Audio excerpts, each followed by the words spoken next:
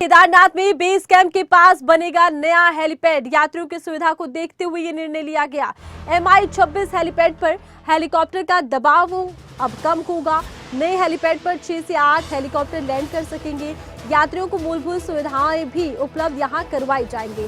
तो नए हेलीपैड पर 6 से 8 हेलीकॉप्टर लैंड कर पाएंगे। नया हेलीपैड बनेगा क्योंकि देखिए लगातार देखा यह जाता है कि चारधाम यात्रा के दौरान हेलीपैड पर दबाव बढ़ जाता है, एक के बाद एक लैंडिंग होती है, रखरखाव की एक समस्या खड़ी हो जाती है। ऐसे में ये बड़ा निर्णय लिया गया। और ज्यादा जानकारी के लिए एक बार फिर से खबरें अभी तक की उत्तराखंड ब्यूरो राव शफात का हम रुख करते हैं। राव शफात, देखिए केदारनाथ में बेस कैंप के पास नया हेलीपैड बनाने की तैयारियां चल रही हैं, कितना फायदेमंद होगा और कब तक माना जाए कि हेलीपैड तैयार हो सकता है?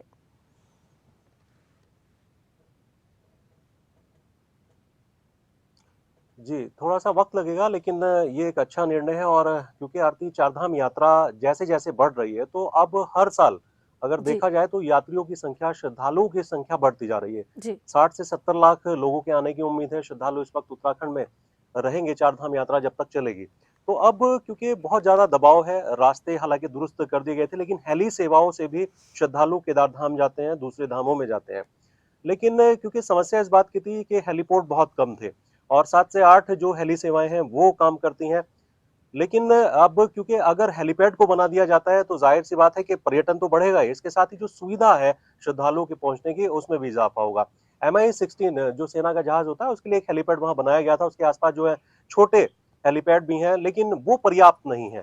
तो अब ये निर्णय लिया गया है कि एक तो मंदिर से थोड़ा सा दूर बनाए जाएंगे क्योंकि मंदिर के ठीक 500 मीटर की दूरी पर इन हेलीपैड को समझ सकते हैं कि 7 से 8 जो हेली सेवाएं हैं वो रहती हैं और हर दिन बहुत सारे ऐसे हेलीकॉप्टर हैं जो अप डाउन होते हैं चौपर।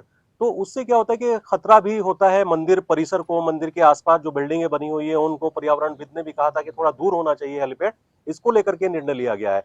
तो जो बेस कैंप है वहां पर बनाया जाएगा और एक बड़ा एरिया चिन्हित कर लिया गया है। बहुत जल्द इसका निर्माण कार्य शुरू हो जाएगा।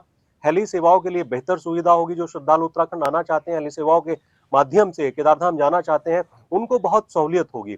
तो इस हेलीपैड से ये रहेगा कि आने वाले वक्त में और श्रद्धालुओं की संख्या उत्तराखंड में बढ़ जाएगी। जी। अच्छा, देखिए राशिफात लगातार मौसम भी बदल रहा है, ऐसे में हेलीपैड निर्माण कार्य पर कितना असर हो सकता है? क्योंकि देखिए बार बार भूस्खलन भी हो रहा है, कुछ जगहों पर सामान पहुंचाना भी मुश्किल हो जाता है, बार बार बर्फबारी भी हो रही है, मौसम बार बार बदल रहा है, तो इससे भी प्रभावित हो सकता है हेलीपैड का निर्माण कार्य?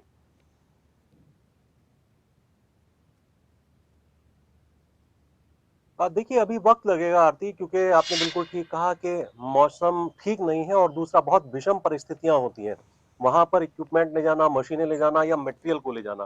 तो अभी तो देखिए चारधाम यात्रा चल रही है, अभी बहुत ज्यादा काम नहीं हो पाएगा हेलीपैड पर। लेकिन हाँ, आने वाले वक्त में उम्मीद है कि जब हेलीपोर्ट बनकर के तैयार होगा तो बड़ी सेवाएं होंगी वहां पर। और धीरे धीरे इसमें थोड़ा सा वक्त लगेगा क्योंकि अभी चारधाम यात्रा प्रभावित ना हो। जो रास्ते हैं वो ऐसे पर्याप्त नहीं है कि उनसे बड़े इक्विपमेंट ले जाए जा सके। पर उम्मीद है कि राज्य सरकार ने जो निर्णय लिया है वो आने वाले वक्त में मील का पत्थर साबित होगा। मंदिर की भी सुरक्षा होगी, दूसरा है कि श्रद्धालुओं की संख्या में इजाफा होगा, बहुत सरल और सुगम हो जाएगी यात्रा। सबसे खास बात तो है हेली सेवाओं में बढ़ोतरी हो जाएगी। तो ये तमाम चीजें रहेंगी। अच्छा, देखिए मौसम लगातार बिगड़ रहा है, इस पर भी लगातार आम लोगों की भी नजर है। बहुत से लोग हैं जो इस वक्त यात्रा के लिए अपने घरों से निकल चुके हैं, उनकी यात्रा प्रभावित हो रही है। कितना असर नजर आता है खराब मौसम का फिलहाल यात्रा पर?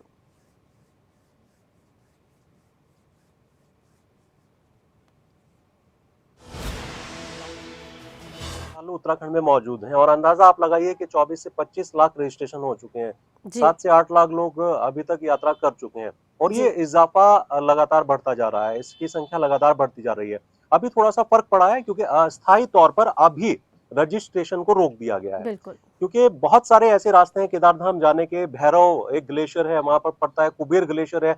ये अभी पिछले 2-3 दिनों की बात करें तो तेज बर्फबारी हुई और भैरव ग्लेशियर टूट करके सड़क पर आ गया, रास्ते पर आ गया, जो मुख्य मार्ग जाता है। तो पैदल जो मार्ग है वो बाधित हुआ है।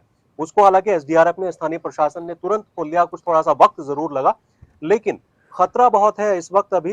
हालांकि स्थानीय प्रशासन उन जो संवेदनशील जगह है चिन्हित की गई है उन पर मौजूद है कि किसी तरह श्रद्धालुओं को कोई परेशानी ना हो।